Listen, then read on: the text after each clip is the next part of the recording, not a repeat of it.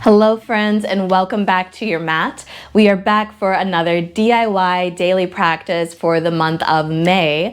And for today we have 4 postures like we always do. And the fun thing about the May postures is they kind of flow into each other. So let's go ahead and get right into it. So after you've set up your environment, maybe laying out your mat, setting up your music, putting on whatever you're going to practice in, you will sit and set your intention. That's the first part of building your own practice, is you set your intention either for your practice itself or perhaps for your day. After that, we can move then into the postures. So we're going to be doing cat-cow, downward facing dog, low lunge, and then a seated forward fold. Those are our 4 postures that we're working on this month. So let's go ahead and begin in the first, which is cat-cow.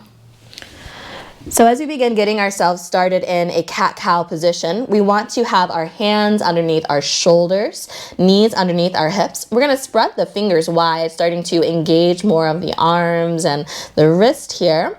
Make sure that your elbow creases are shining forward, neck in line with your spine, and now we're ready to move into that cat-cow. So as you inhale, go ahead and drop your belly, lift your face, peel your shoulders back really actively here. This is our cow. As you exhale, you begin to round the spine, tuck the chin, drawing the navel up. This is our cat. So again, inhale, drop the belly, lift the face. Exhale, round the spine, tuck the chin. Good.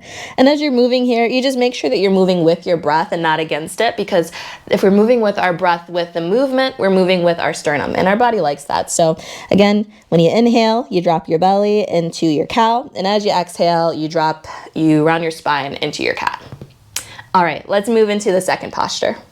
So our second posture here is a downward facing dog. We're going to lift the hips up and back here to create our inverted V. And as we're here, we have lots of options in downward facing dog. So we have our palms pressing actively into the mat. Elbow creases are shining forward as we create that rotation here. And our hip bones are tailbone rather is reaching up high towards the sky. If we're here and our heels are raised, don't fret. That's perfectly fine. It's not a requirement to have your heels down on the mat for downward facing dog.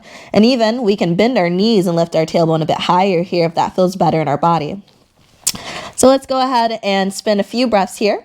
Maybe you want to focus on stillness and pressing into your feet and your hands, or maybe you want to find some movement by pedaling out your feet.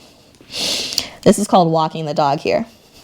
So wherever you are, this is our second posture. Let's get into the third. So our third posture is a low lunge.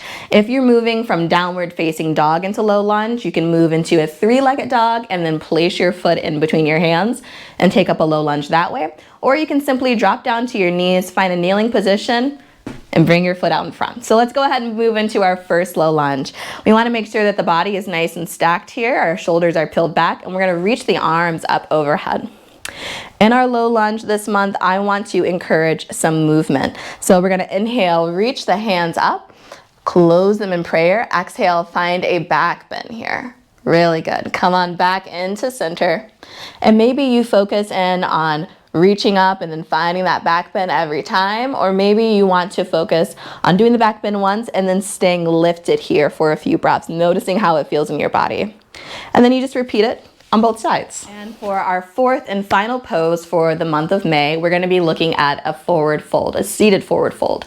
So come back down to your glutes after your low lunge and send your legs out in front of you. I'm going to give you some options here for practicing.